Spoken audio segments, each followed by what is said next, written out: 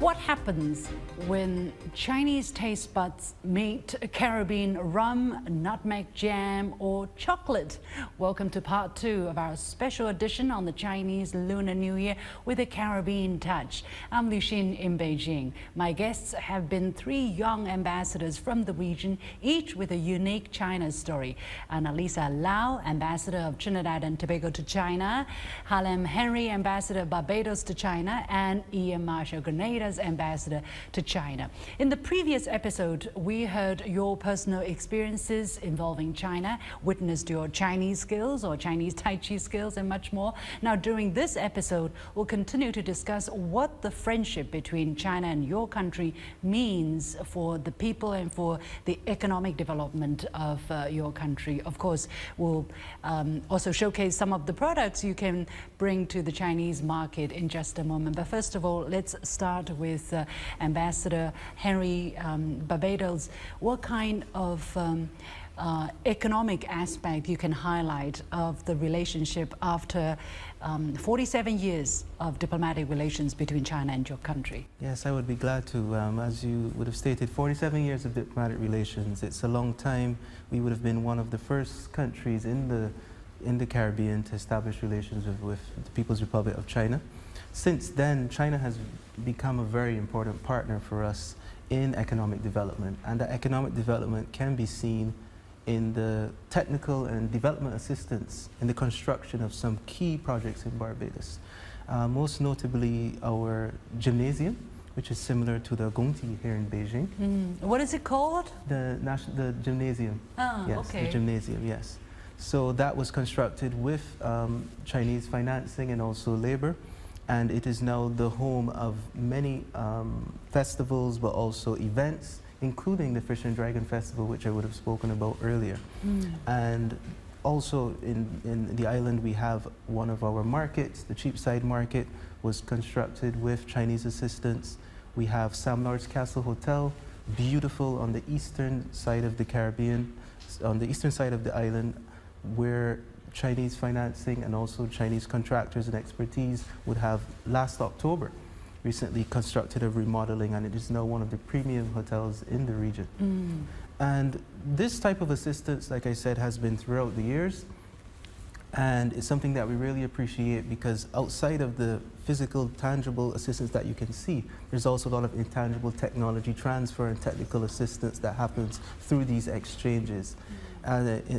And that can also be seen when our professionals, our government officials come to China to study the same. Now, outside of the development assistance, Barbados has also positions itself as an investment domicile within the Caribbean region. Let's get to that in just a moment. Okay. Let's hear the perspective from Trinidad and Tobago next. Is it a similar story for your country as well? The kind of changes, the kind of difference that relations with China has brought to your country? Yes, well, Trinidad and Tobago and China share a very strong, robust economic relationship. Trinidad and Tobago was actually the first CARICOM country whose bilateral trade volume exceeded $1 billion with China. China was also a main importer of Trinidad and Tobago's energy exports, such as asphalt, petrochemicals, and a wide range of other energy products as well. We do have a thriving petrochemical industry. In 2018, when our Honorable Prime Minister, Dr. Keith Rowley, came to China on an official visit, we were the first English-speaking Caribbean country to sign on to the Belt and Road Initiative. And through that level of cooperation, it really allowed Trinidad and Tobago to continue to pursue our economic diversification efforts, because through that, through the Belt and Road Initiative, this year we saw the grand opening of the Phoenix Park Industrial Estate, which is considered the flagship Belt and Road project within the Caribbean region. Yeah. Tell us a little bit more about this industrial estate. What is it all about, and why is it so important for Trinidad and Tobago? Absolutely. The Phoenix Park Industrial Estate is a 5G connected, very modern industrial park that is located in the central area in Couva in Trinidad. It is meant to catalyze the growth of Trinidad and Tobago's non-energy sectors, mainly in high value and light manufacturing, logistics, warehousing, distribution, and of course the emerging industries as well, such as green technologies. So you really see that there is a push to continue pursuing our economic diversification efforts, especially in a time where we are all in a turbulent post-pandemic recovery period. So I think that this park is really going to catalyze Trinidad and Tobago's growth and really allow Trinidad and Tobago to be the gateway for doing business in the Americas, because we are seeing a lot of interest and a lot of traction from Chinese investors and Chinese manufacturers who are looking to expand their business operations in Trinidad and Tobago. We have several who have already signed on at the park, and they have already started to export to North America. So you do see a lot of interest from the Chinese companies in Trinidad and Tobago as well. Ian, your side of the story? Yeah, China has been a partner, right? That showed that togetherness, that growth together, development together. And that commitment was showed when the Chinese government decided to finance and build the national stadium, both cricket stadium and athletic stadium, and offered their assistance in maintaining it, right? Recently, they financed the airport, the renovation of the Maurice Bishop International Airport, so economically.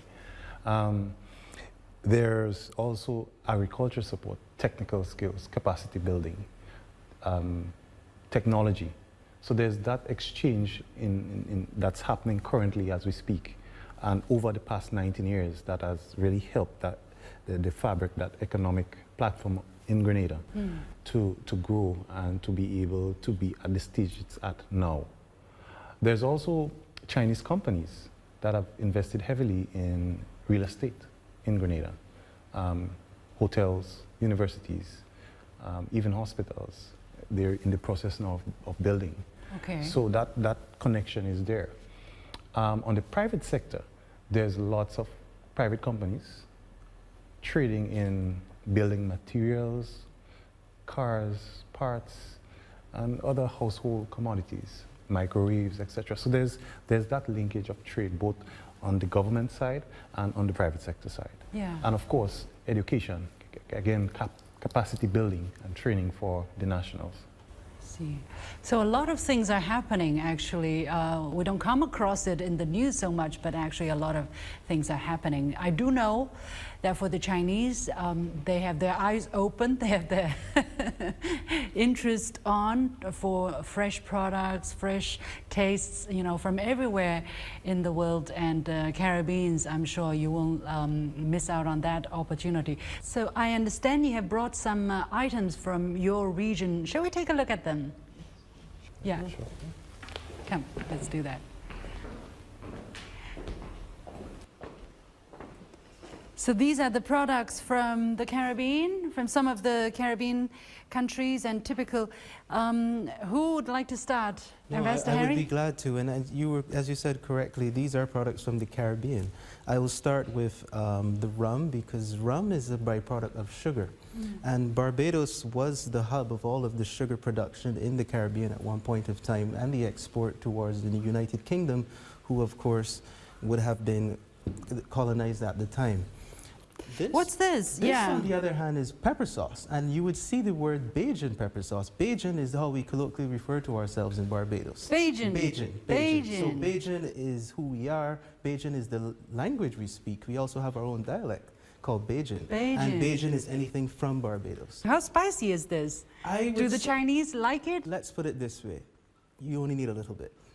Oh, not for me then, not for me. You only need a little bit. Ambassador Marshall, yeah. Thank you again. What have you brought? What have you prepared from your country? Well, as the Isle of Spice, and earlier I mentioned to you about the nutmeg. Here I have the nutmeg, that's the black, the dark part. Yeah. And then the mace, which is the pink, red. yeah, the red part. Yes, okay. they are all spices that you can use for cooking and medicinal purposes. Medicinal purposes. I see. How right. interesting. Right. And here we have chocolate. What I would say, we've been known in the Caribbean to produce cocoa. cocoa bean. And in particular, the Belmont Estate, which is more than 80 years old and has been in the business of cocoa manufacturing. From the traditional form of preserving the cocoa to now organic chocolate bars. So, Ambassador Lau, yeah, they talk about Caribbean being one, you know, sharing and regional flavor. What have you brought for us today? I would like to introduce you to our national instrument, the steel pan, as well as talk a little bit about our carnival, the largest and longest street parade in the entire world. So these are the costumes. And you brought them from Trinidad and Tobago. Yes, all the way from Trinidad and Tobago, and they were locally crafted by some fashion designers in Trinidad and Tobago as well, who received their influence from our flora, fauna, and our culture as well. What about this amazing object here? Yes, so this is our steel pan, or as the Chinese would say, the gangu. So this is the national instrument of Trinidad and Tobago. It is the only percussion musical instrument that was created and invented in the 20th century. And it really represents the soul, the spirit, and the vitality of us as a people. How does it work? So it's played by two of our sticks here. As you go further in, it gets higher as well. So this is the lower part of the pan. Would you like to try? Okay. I'm not very musical, but so I should start from here. Wherever you like. So you can hear the different sound of each indentation within the pan. Okay.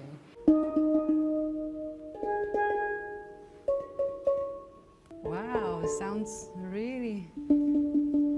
I think you're ready to come to Trinidad and Tobago to participate in one of our carnival panorama competitions, don't you think? I will do. Deal. The gobble of Songden? The gobble. Wow, this is amazing. Yeah, thank you so much for sharing with us the treasures of the Caribbean. I've definitely learned a lot today. That was fascinating. I'm sure I'll definitely try more nutmeg or chocolate or rum or costume maybe. I cannot imagine having those carnival costumes on, but it's an interesting idea. But looking into the future, right, we're all trying to enlarge this relationship and make people in both sides on both sides benefit more from this relationship. So what are you aspiring for and what are you pushing for in your work as ambassadors of these countries here in China? Ambassador Henry. Thank you. Yes, this is the year of the dragon after all. The year of strength, the year of auspiciousness, the year of confidence. And leading up to that, last year, as soon as it became possible, my Prime Minister, Myanmar Motley, would have visited China and met with President Xi and Premier Li. And in those discussions, we would have cemented and solidified a lot of our plans for the future. Currently, we have major projects being undertaken in Barbados with the assistance of Chinese. Notably, the redevelopment of our national stadium is being financed via aid and grant funding from China. And we look forward to the development of that, as sports is one of the main industries in Barbados. Naturally as well, Barbados being an internationally well-renowned domicile, we have double taxation treaties with most of the countries within the region. And over the years, that, in addition to the bilateral investment treaties, has made it a popular choice for Canadian companies, British companies, American companies, and most recently Chinese companies, who are looking to pursue wealth management, captive insurance, and those companies. So it's something where we're seeing a wave of Chinese companies, both from the mainland and from Hong Kong, relocating and nearshoring towards the Caribbean region to invest and conduct projects into those larger countries within Latin America. And this is something that we want to pursue heavily. Also, in terms of our cooperation in education, I would have spoken earlier to my coming here as a student for 7 years and then having a life here working and ultimately becoming ambassador. We look for more of those success stories, and to do that we need to give the average boy and girl in Barbados that opportunity. Similarly, in education, we're also collaborating with our University of the West Indies and its Cave Hill campus. We're having strong discussions with the premium universities here in China, including my alma mater, Tsinghua University. Yeah. Why do you think it is important for Barbadian children, Barbadian students, to come to China and study? Traditionally, they would go to English-speaking countries, you know, in Europe or in North America, which is at your doorstep. Well, that's just it. I think that we need to diversify both our talent pool and we need to diversify our skills and our capacities. And we also need to be honest and practical and look at what's happening in China right now. China is becoming the top exporter in many of the important fields for our climate transition. The production of electrical vehicles, the production of the solar panels, and the production of energy storage are all national priorities for the government of Barbados. And we see this synergy as something that we need to take advantage of. And the development of an engineer here with the tech expertise in China from Barbados, the transfer that can happen when he or she now expands their network in China, we see that as ultimately redounding to the benefit of Barbados. Ambassador Lau, from your country to further tap into this potential of cooperation, what is your focus? For instance, we hear about this Jingcao collaboration, right? China having experience in lifting people out of poverty, you know, using innovation or ecological solutions. Are there more cooperation on those fronts, or what are the focuses you're looking at? I will continue to focus on the trade and economic relationship between China and the Trinidad and Tobago, and also pushing people-to-people exchanges as well. But what I would like to say is that in my capacity as ambassador thus far, I have really had the honor and privilege of having really fruitful engagement with the leaders of high office from the Chinese government, with representatives from the municipal government, with executives from state companies, and even the children who we host at our embassy sometimes. And I think that it's really a great opportunity where we can learn so much from each other. We live in a time where so many of our complex challenges are so interlinked and so interconnected, and I think that it's important that we continue to foster mutual understanding across borders and sectors. Last year, I had the opportunity to see how the Chinese government have employed different initiatives based on technology to alleviate poverty, to assist with rural revitalization, and how they use technology as well as innovation in almost every single sector and industry. And I think that it's important for us to recognize and to observe that the Chinese people use creativity and innovation to solve some of their most complex challenges. And I think that we should continue to learn from each other.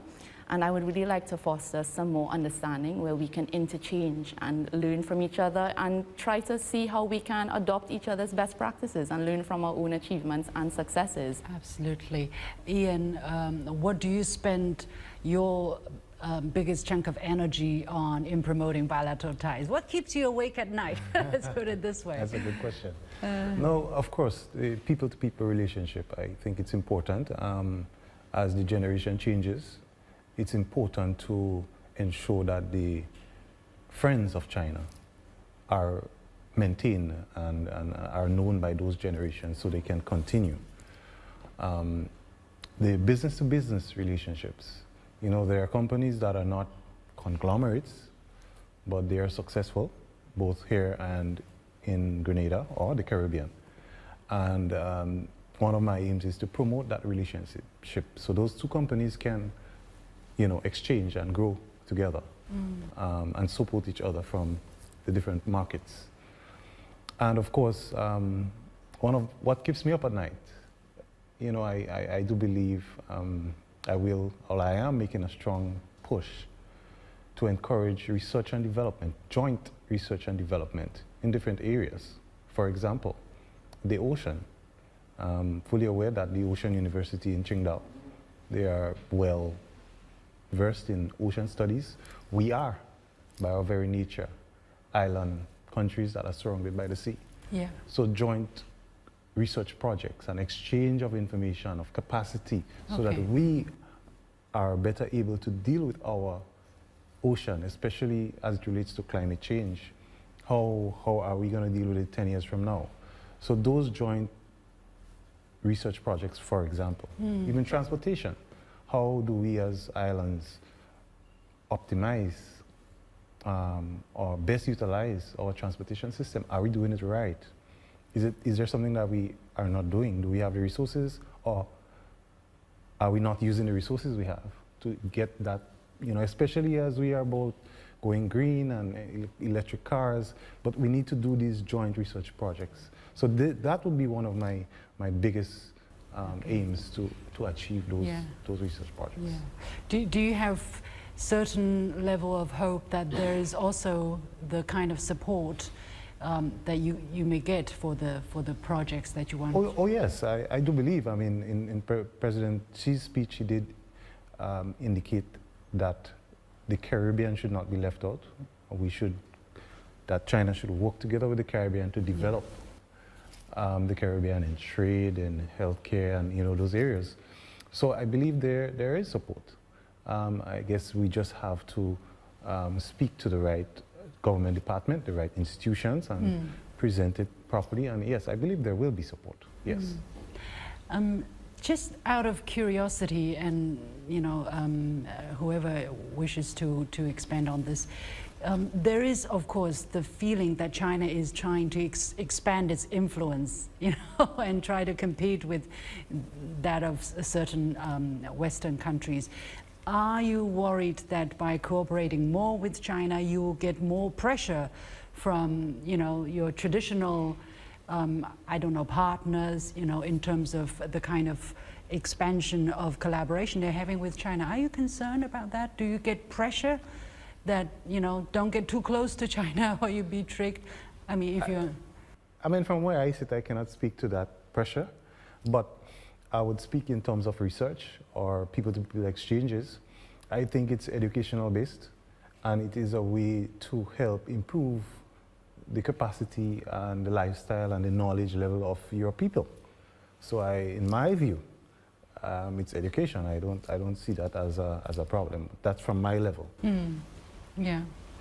Yes, of course, as a sovereign nation, you know, we don't operate on sentiment. We tend to focus on knowledge and hard facts. And the hard facts are, as I said before, China is leading the world in several sectors which are important for the mitigation and the remediation of the climate crisis. And any partnerships that we can establish, any dialogue that we can set up for the purposes of research and development can only redound to the benefit of both of our people. And I think that as we keep that laser focus on what can benefit our people and who has the capacity and the willingness to put that support where we need it, I think that that's how our foreign policy has always been developed. We have our founding father, Earl Barrow, said, "We are friends of all and satellites of none," and we take that very seriously. So for that reason, we press ahead for the betterment of our people, and we have seen the success of how China has done that with their own people. Yeah. Well, I wish you all the very best luck in all of the projects you have in mind. One last question for maybe Ambassador Henry and Ian, because they grew up in China.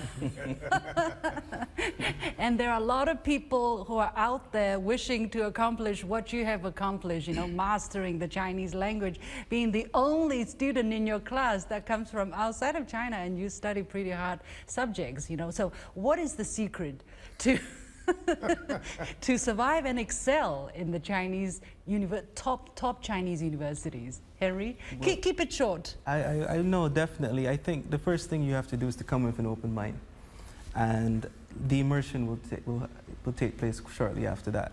Okay. I was thrust into an environment with, as you said, only Chinese students, and when I was doing both my undergrad at Tsinghua, which was the computer science, and the master's, which was Chinese politics and foreign policy with international relations, I found myself having to lean on my classmates, lean on the faculty, lean on the institution as a whole in order to not only learn, but learn how to take what I was learning back to the betterment, again, of the relations between Barbados and China. Okay. So open mind, and yeah, just like anywhere else, you have to commit to it.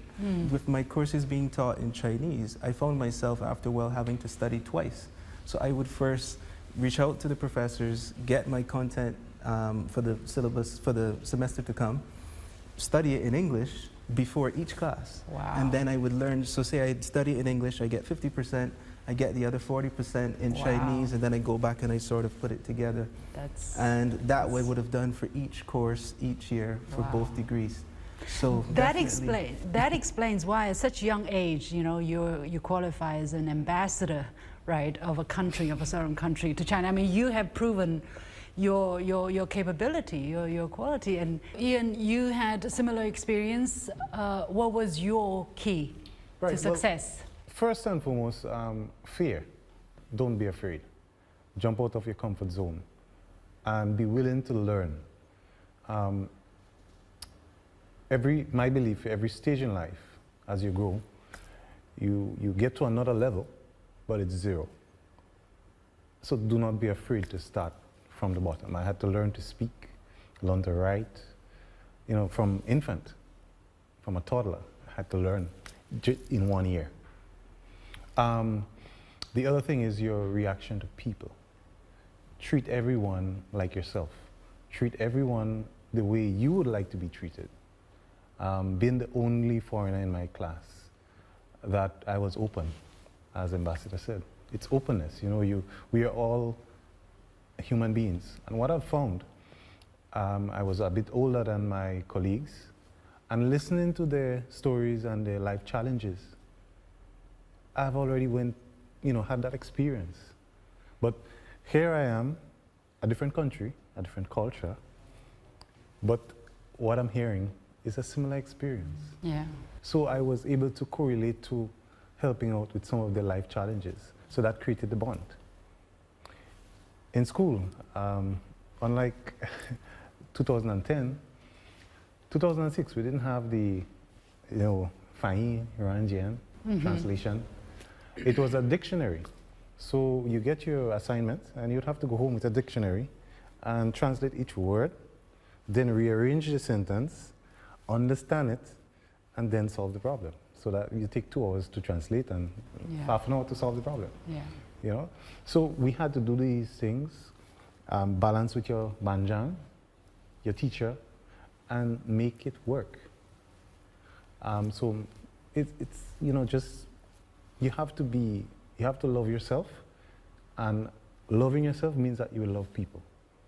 Be open, smile, and that's it. And work hard. And work hard, absolutely. That's don't give up. Don't give up. And one last thing that I must say. Okay. My university, the Beijing Jiaotong University, I must say, provided an excellent enabling environment for learning for, I would say, foreign students. I must say this, because hadn't the environment been what it is, then maybe it would have been more challenging. Yeah, of course. That was very important. Well, I'm so happy to hear that, and I hope that more students from the Caribbean and from other regions would come to China and find it an enabling environment for them to survive and excel and move on in life.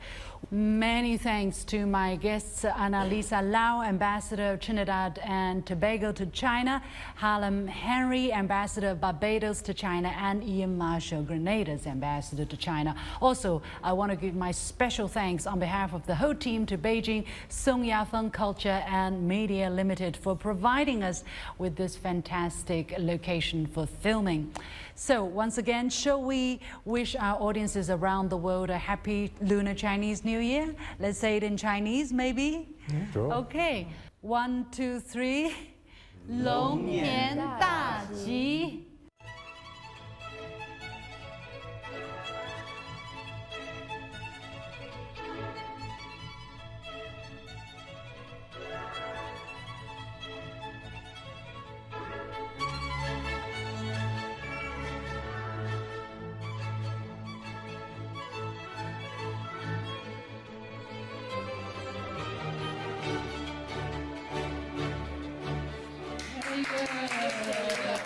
Long Nian Da Ji.